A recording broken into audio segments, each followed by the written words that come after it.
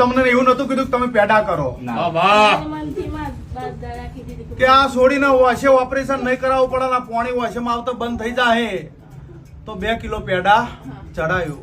મારા ભુએ નહીં કીધું, માતાએ નહીં કીધું, પણ તમે મનથી મોન્યું ના કે ભુવાને પૂછ્યું તો હું તો એમ જ કહું ભાઈ ડોક્ટર જોડે તમે જો અને ડોક્ટર કેમ કરો ચમ કે અત્યારે સમય એવો છે કેવું પડે.